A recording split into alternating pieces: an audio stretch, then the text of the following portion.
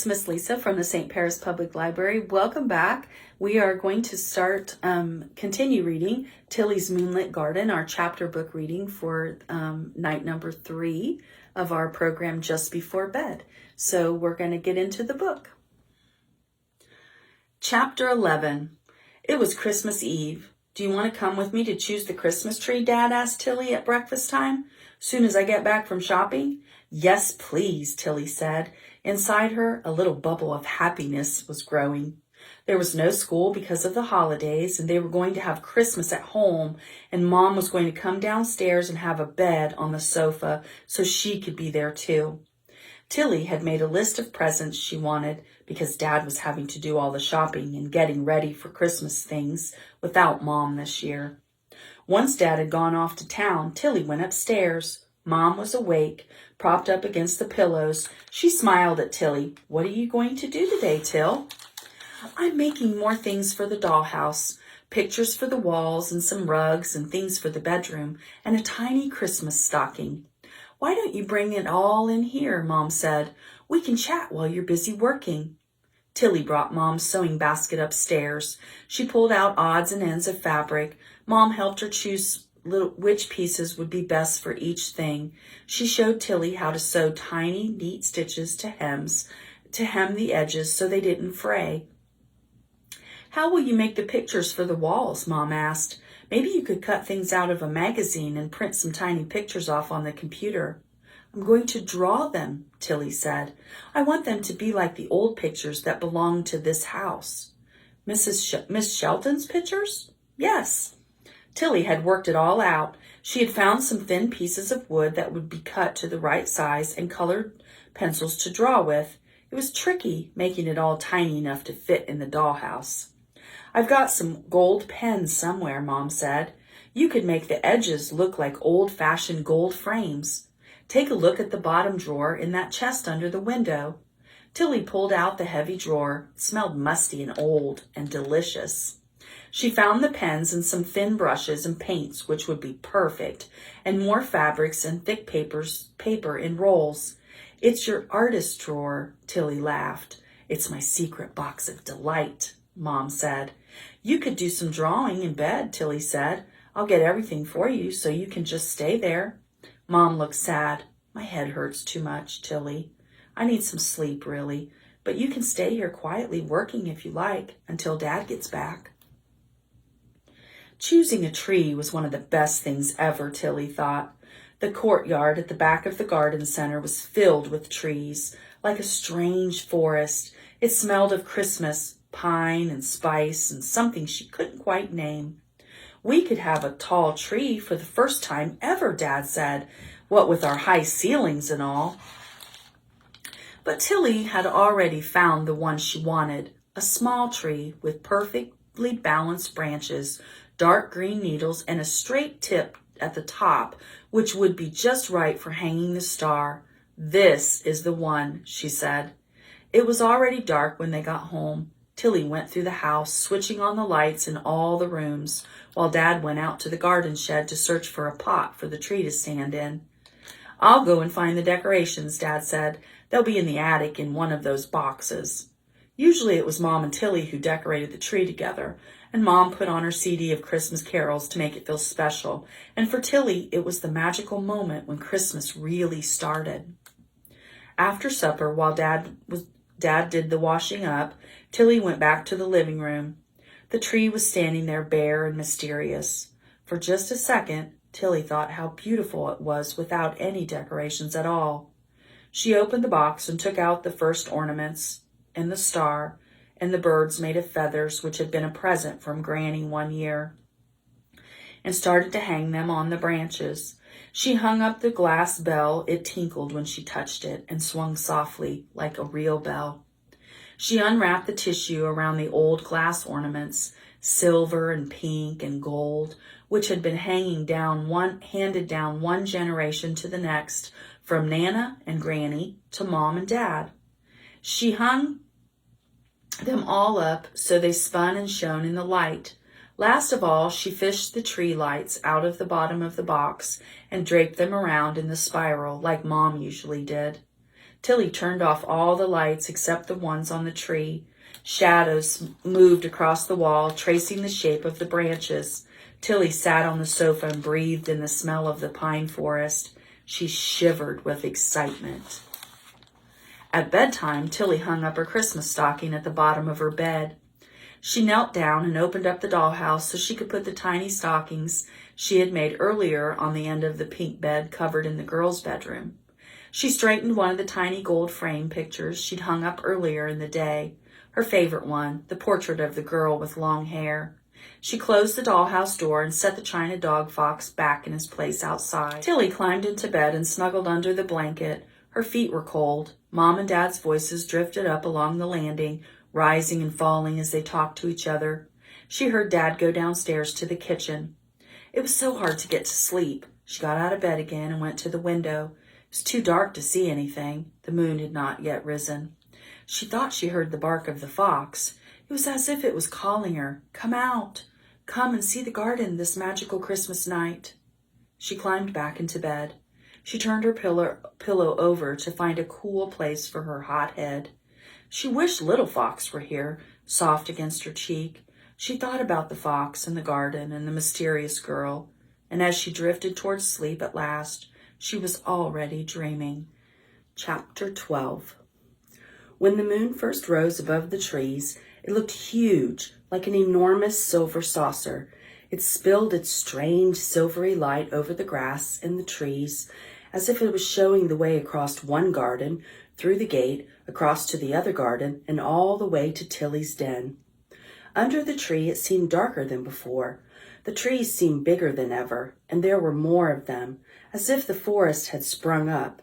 It smelled of pine and spice, that mysterious, delicious Christmas smell.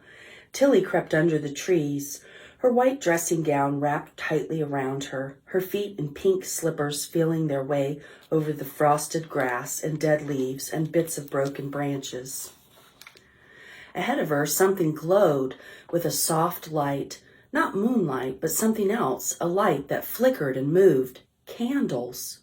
Tilly suddenly realized small candles and silver candle holders attached to the lower branches of a small fir tree next to her den.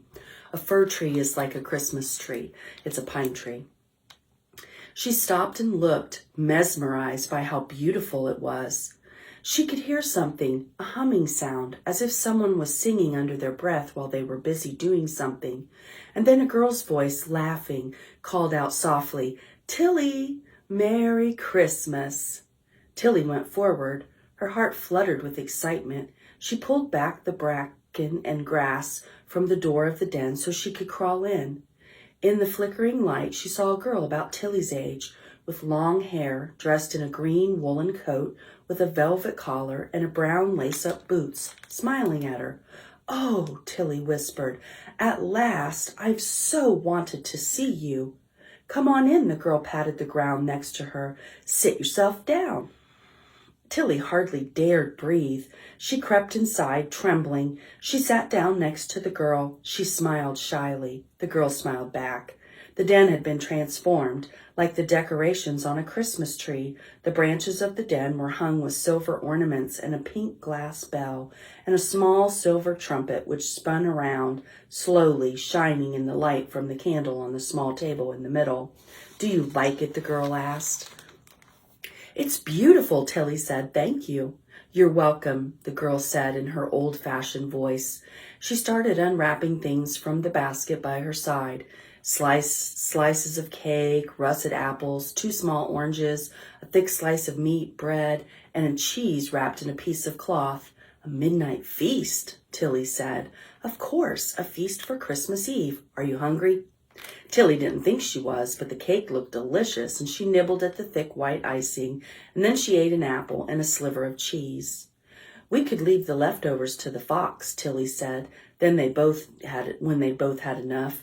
"Do you know about the fox?" The girl laughed. "Yes, of course. It's still getting used to you, though. Foxes are shy creatures." They put the meat and cheese and the rest of the bread outside the den and waited for the fox to appear. They waited for ages. Tilly began to feel cold, shivery. Perhaps the fox won't come while we're here, Tilly said, and I'd better go home soon in any case. I've seen you in the garden lots of times, the girl said, but you've never spotted me before, have you? I've heard you singing, Tilly said, but you're very good at hiding. Is this your garden, then? Did you mind about me making the den? Of course not. I helped you to make it even better. Didn't you notice? The rose hips and things. Yes, and I put more bracken and grass and moss over the branches to make it stronger and more rainproof. You can sit in here when it's raining, and it hardly comes in at all. How many times have you been here? Tilly asked. Lots. I bring a book sometimes and read, or make things like necklaces from berries and things I find, or just hide quietly so I can watch the birds and the animals and no one can see me. Did you find the butterfly clip? Tilly said shyly. It was to say thank you for finding the little cradle I lost. It was you, wasn't it? Yes, the girl turned her head so Tilly could see the butterfly in her red-brown hair. It glinted in the candlelight. Not rusty at all anymore. I really wanted to keep the cradle. It was so pretty, but I knew it must be yours, and the clip is pretty too. Will you be here tomorrow? Tilly asked. Can I come and play? Maybe, maybe not, the girl said. I come and I go. It's time for me to go now. Me too, Tilly said.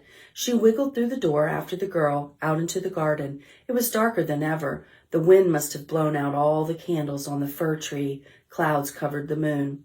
Goodbye. Merry Christmas. See you soon. The girls were already running off into the night. She turned once briefly to wave at Tilly before she disappeared under the trees. I forgot to ask her name, Tilly thought. Next time. In the early morning, Tilly turned over in her bed. As she moved her feet, she heard the rustle of the Christmas stocking. She moved her toes again to feel the delicious weight of it. She reached out for the clock on the bedside table. 6 o'clock. It was too early to wake up Mom and Dad to go rushing through to their room to open her presents. She turned on the bedside light, reached down, and pulled the stocking up so she could see it properly.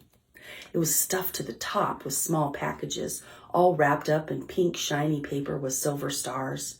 Tilly pulled at the top one, undid one end, and then put it back, suddenly feeling guilty. She must wait for morning. The bubble of happiness inside her was growing bigger and stronger. It was Christmas. Mom would be coming downstairs for once to be with her and Dad all day. And she had a new friend at last, a girl, a little like her and a little bit like Allie. Tilly lay quietly in bed, waiting for the day to begin. Chapter 13. Tilly lay on the rug in the living room, staring up at the Christmas tree. It was nearly tea time. Mom dozed on the sofa, her Christmas present book from Dad open by her side. If Tilly squinted her eyes, the tree lights looked magical. They shone and danced like the tree candles that Dad had lit all along the fireplace. Tilly kept thinking about the den and the fir tree and the girl. It was too hard to keep it all a secret today. There's a girl living next door in that big garden, she started to tell Mom. Mom made a soft sighing sound. Tilly looked up at her. She waited for Mom to say something about the girl. Mom sighed again and turned over slightly. Her eyes were closed. Are you asleep? Tilly asked eventually. Mom didn't say anything. Tilly watched the way her body went up and down, steadily as she breathed deeply. Yes, Mom was fast asleep. Never mind. They had had a perfect day together. Tilly's best stocking present was the tiny dollhouse to go in her dollhouse. Well, that's the one she was looking at the store that she liked, the miniature dollhouse that goes in the dollhouse. The one she had seen and loved in the shop back in November. And her favorite proper present for Mom and Dad was a wooden box with real pastels and watercolor paints and brushes and a real artist's notebook with thick cream paper. That and a new dress and leggings. She had put them on right away. Dad had cooked a Christmas lunch and Tilly had eaten most of what was on her plate. In a minute, they would watch a movie together. Tilly wished this day would go on and on forever. Open the door, please, Tilly, Dad called out. Tilly went over to let him in. He was carrying a tray with tea and cake and a bowl of clementines. He set the tray down on the coffee table and went to put another log on the fire. Time for your movie, Dad said. Switch on the TV. What about Mom? Tilly said. What about me? Mom said. I thought you were asleep. Only a little nap, Mom said. I want to see the movie with you. I used to love this one. I first saw it when I was your age, with my sisters. Would you like a sister, Dad asked Tilly, or a brother? I don't know, Tilly said. I've never had one. Mom laughed. Not long now, though, February, less than 2 months, Tilly. The music was starting for the film. The title came up, The Railway Children. Tilly settled down to watch, leaning against the sofa close to Mom. Dad poured the tea. Turn off the light, Mom said. Let's watch it by the light of the candles and the fire and the lights on the tree. Outside it was dark. Inside it was warm and safe, and everything was going to be all right. Chapter 14. Tilly woke with a start. It was pitch dark, the middle of the night. She lay still, listening out for whatever it was that had woken her. With a horrible rush, she remembered tomorrow was Monday, the first day back at school after the holidays. A thin strip of light shone under the bedroom door. Someone must have switched on the hallway light. She heard footsteps running downstairs, and not long after, the sound of a car and the slam of the car door and the click of the front door being opened and then closed again. Low voices. Dad and another voice she didn't recognize. Tilly's chest ached. Something bad had happened. To Mom. She knew it. Deep inside, Dad had called the doctor. She listened more. Dad and the doctor came up the stairs, went along the hallway. A door clicked shut again, and she couldn't hear anything for a long time. Tilly's head was hot. Her hands made fists under the covers. She wished Little Fox was there to hold on to. She knew what Little Fox would say. She had to lie very still and be very quiet. She shouldn't open the door. She must concentrate on keeping Mom safe by thinking about her. If she concentrated really hard, Mom would be all right. Tilly imagined Mom surrounded with blue, healing light. The blue light was like a halo around Mom, keeping her safe and making her better. She must keep the blue light steady in her mind with no gaps. What was that? A cry, a bit like the fox, only it was Mom crying out, as if she was hurt. Tears pushed out from under Tilly's eyelids, and she couldn't stop them, hot, strong tears that made her eyes sting. There were more footsteps, someone padding out to the bathroom and back. Tilly's ears hurt with so much listening, straining, running water, footsteps, doors opening and closing, hushed voices. Tilly held on to the edge of the blanket. She was cold, so cold, right to her toes. She pulled the blanket up higher, right up to her ears, and then over them, so she couldn't hear anything more.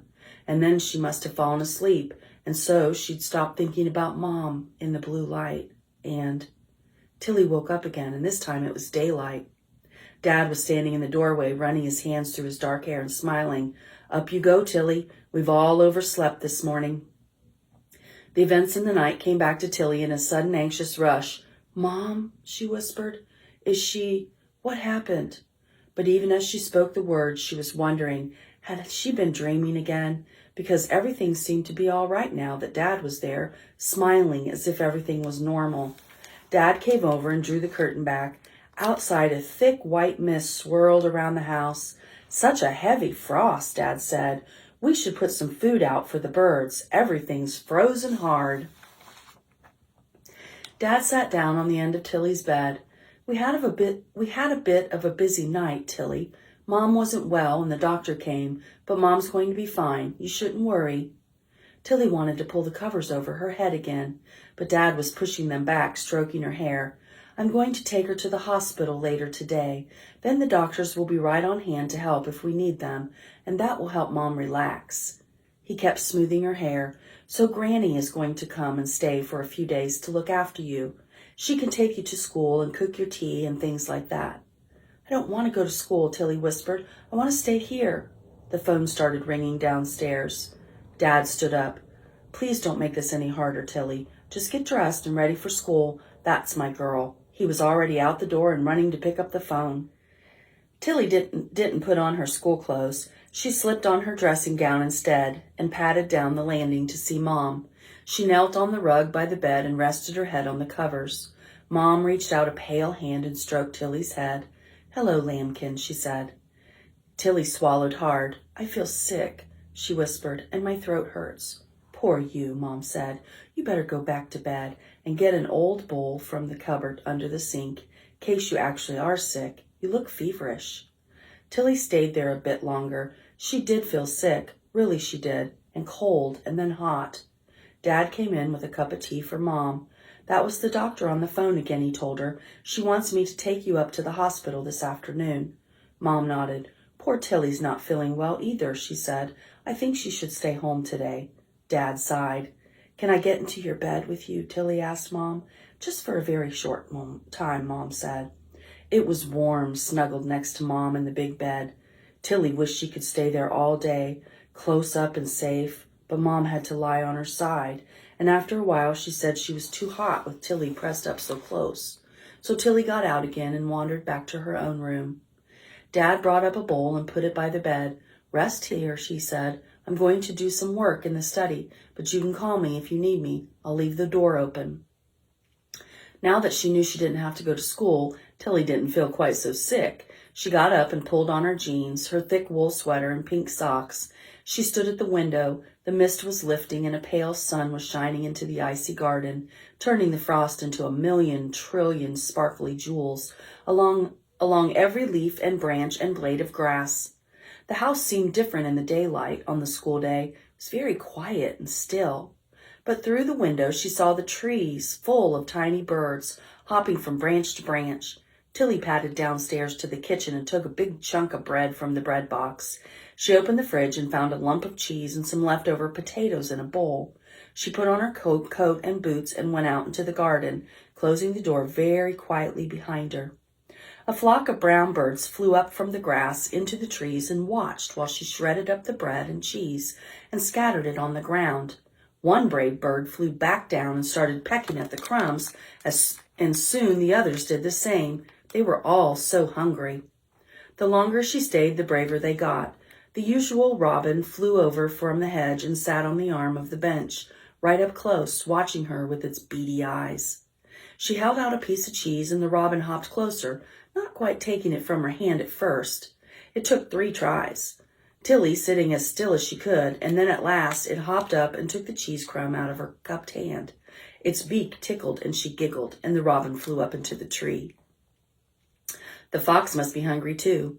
Tilly ran over the grass, through the garden, through the gate into the other garden. She saw him right away, sitting up with his scrawny tail wrapped over his paws. It was as if he had been waiting for her, had known she would come, almost as if he were a tame fox. His ears pricked up, and he watched her intently, but he didn't run off. Tilly crept towards him, holding out a piece of cold potato. His nose twitched. He stood up, wary. She threw the food onto the frosty grass. He darted forward, picked up in his mouth, and ran back towards the brambles. He gulped it down, and then looked back at Tilly. She held out another chunk, but he was too scared of her still. He edged forward and then stopped, nose twitching, his eyes fixed on her. So she threw him the potato and the cheese, and he dashed forward and gobbled them down. And still he wanted more. "Wait there for me," Tilly said. She ran back to the kitchen to find more food he might like. Meat would be good. There wasn't any in the fridge. A raw vegetable? A raw egg? "Tilly, are you feeling better?" Dad came into the kitchen and filled the kettle from the tap. "Should I make you some breakfast? Scrambled eggs and buttered toast?" "Yes, please," Tilly said, thinking of the hungry fox. So she's going to let her dad make her breakfast so she can feed it to the fox. While Dad made her eggs and toast, he talked about Granny. "Soon as she's here, I can drive Mom up to the hospital. I'll come home once Mom's settled in." "How long does she have to stay there?" Tilly asked. "Why can't she stay here? I can look after her if you let me stay home, too." "Hey, Tilly, it's safest for Mom there, like I explained before." "Yes? And it will just be a week or so, probably. Granny's looking forward to seeing you. You can visit Mom every day. The time will whiz by." Dad spooned the eggs onto brown toast and put the plate on the table. "There you go." Tilly took the butter down from the shelf, but she wasn't hungry, not one bit. She waited while Dad made his tea and took it back to his study. And then she took the plate outside with her for the fox. I told you she was going to feed it to the fox. Tilly heard Granny's car. She ran to open the front door, ready for her. "Tilly!" Granny gave her a big hug. Granny smelled delicious, lemony and herby, like a summer garden. Held up to her soft sweater, Tilly felt safe for a moment, but it was hard to be happy for long. Already Dad was getting the car ready to take Mom away, making it comfortable for her with a blanket and cushions. He put Mom's bag in the trunk, and it looked too big and full of stuff, Tilly thought, as if Mom was going away for a long time and not just a few days. "See you very soon," Mom said brightly, though her face was pale and blotchy. "Don't worry, Tilly."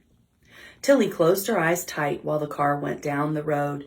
She imagined the blue light around Mom like a soft blanket, tucking her in and making her better.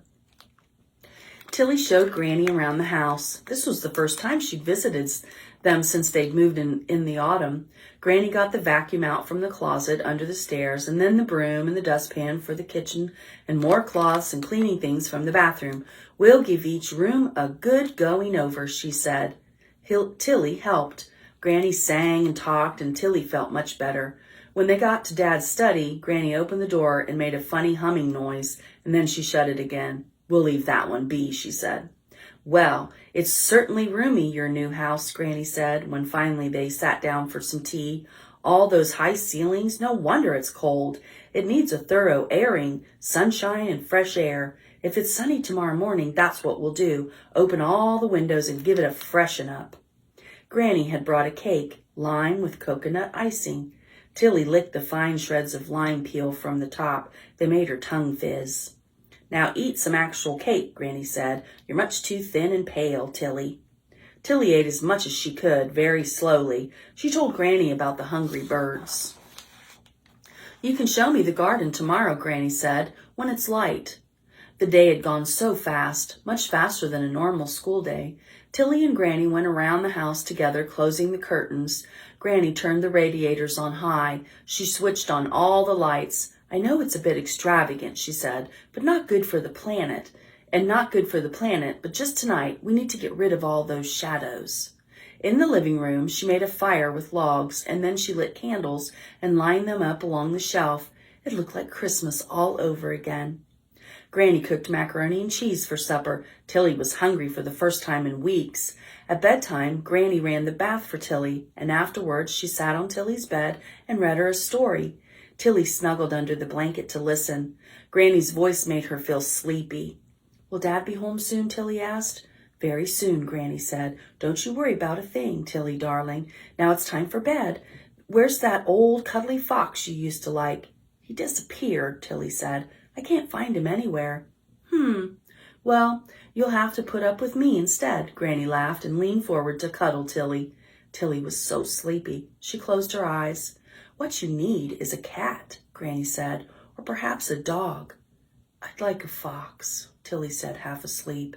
"You can't keep a fox as a pet," Granny said. "A fox is a wild animal." "I've got one already," Tilly whispered, already dreaming. Chapter 15. It was the dead of night. Tilly crept out of her bed, lifted her bathrobe from the hook on the back of the bedroom door, and wrapped it around her snugly. She slid her feet into her soft slippers and opened the door. Along the landing she went, quiet as a ghost, down the stairs, across the hall, into the dark kitchen. Tilly didn't stop to put on her coat or boots, although she did pick up a slice of cake from the plate on the table and put it in her pocket. She slid back the big bolt on the bottom of the back door and turned the heavy key in the lock. She stepped down onto the path and tiptoed around the side of the house to the lawn. Above her, the sky was crystal clear, lit by 100 million stars and a silver moon. The air was brittle with cold, and every blade of grass and every leaf and twig and petal and bud glittered with frost. Tilly's breath made smoke clouds. Her toes curled into her slippers, so cold and hard was the ground. She pulled up the fleecy hood of her robe and tucked the belt closer around her middle. Her fingers almost stuck to the ice-cold metal of the garden gate when she opened it to go through. She warmed them with her mouth. She shivered and shook, but still she kept going across the path, through the wooden gate, into her enchanted garden, through the high grass to her den. The moon and stars fizzled and glittered, loud enough for her to hear, like electricity humming along a wire. In the silver light, the frosted clumps of grass and plants and seed heads, stood stiff and tall like sculptures. Her blood tingled along her veins, her heart pumped, as if it was scared to look, as if it was scared it too would freeze stiff and still. It was beautiful and dangerous tonight in the magical garden. Amber eyes gleamed from deep in the thicket of the brambles. Fox eyes. She fished fox eyes, Tilly told herself, nothing to be frightened of. She fished into her pocket for the cake, crouched down near the place where the tunnel began, and held it out. She sensed rather than saw the fox lean forward, its nose twitching. It edged forward little by little. The fox took it as if it too had been turned into frost, every hair on its coat gleaming silver. Not a white Arctic fox, but her own magical silver fox. Her hand shook, holding out the cake. Now the fox was so close she could smell him. His strange, strong animal scent. Delicately, he stretched out his head, and carefully, so he didn't hurt her, he took the cake from her hand and gulped it down.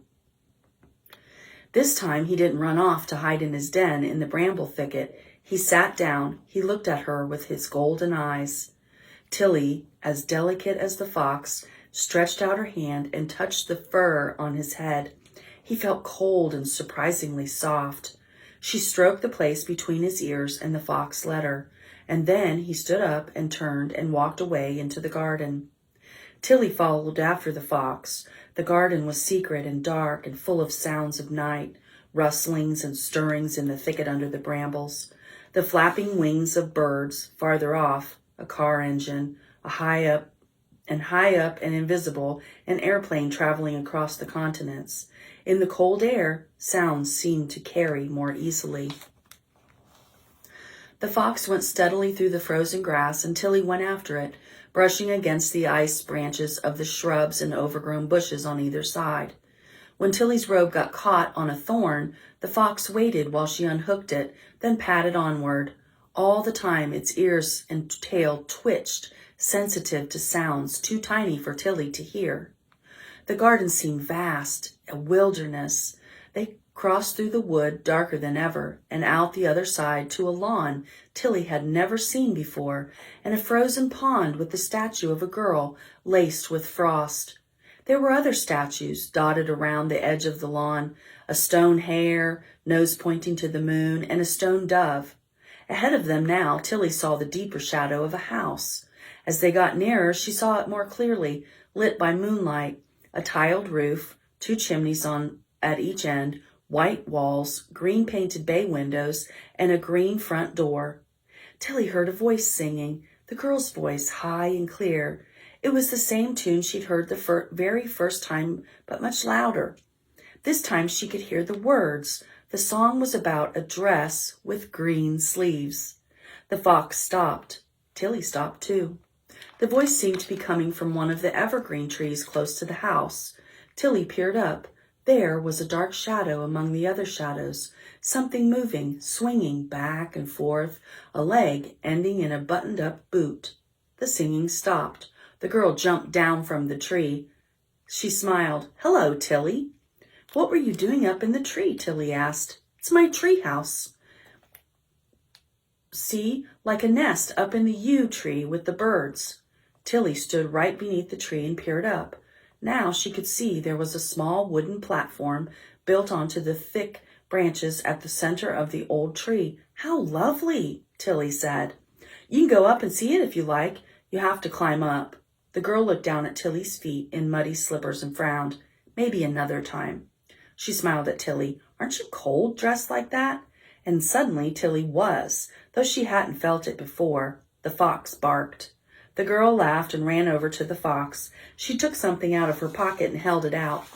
The fox took the food delicately in his teeth and swallowed it down.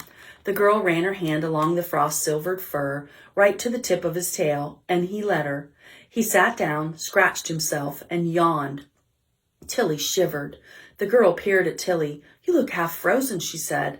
"I'd ask you in, except it's so very late, and I'm not supposed to be playing outside. Only it's so beautiful, with the frost and the moonlight. I couldn't resist."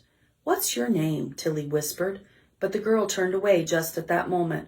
A light had gone on inside the house. The front door opened, an oblong of light. A woman stood on the front step looking out into the garden, and behind her, Tilly glimpsed a hallway with rose-patterned wallpaper and tiled floor. Tilly stepped back into the shadows. The fox did too. "Helen, what are you doing out there?" The woman's voice was loud enough for Tilly to hear every word. The girl turned back for a moment. "Wait here," she whispered to Tilly. "I'll come out again, if I can." Tilly watched the girl go into the house. Framed in the doorway in the light, she could see her red-brown hair, her green woolen coat, and her brown boots, same as before. Same as what? Tilly couldn't think what. She just knew they were familiar somehow. The garden seemed darker now. The door had shut out the light from the house. It was colder than ever. She shouldn't be here. Tilly thought guiltily about Granny. She imagined her waking up, coming to see if everything was all right, finding Tilly's bed empty and the back door unlocked. But the girl, Helen, had said, "Wait." She waited. The door stayed shut. There was no sign of Helen. Tilly wondered what time it was. She was shivering with cold, tired. Now, all she wanted was to be back at home, warm and safe in bed. The fox was sniffing at a pile of dead leaves at the edge of the lawn. "Take me back," Tilly whispered. As if it understood completely, the fox started picking its way back across the silvery grass, past the stone statues in the pond, towards the darker line of trees. Tilly followed. It seemed to take forever. The fox made its way steadily through the trees, twisting and turning along the path that were invisible to Tilly, dipping and ducking under fallen branches that Tilly had to climb over. She was afraid the fox would leave her behind, but each time it waited patiently for her to catch up. She was exhausted and frozen, and still they had farther to go, until at last they were out the other side of the woods. She could see the wooden fence and the rickety gate, and she was nearly home. Far away, an ambulance siren echoed in the frozen night.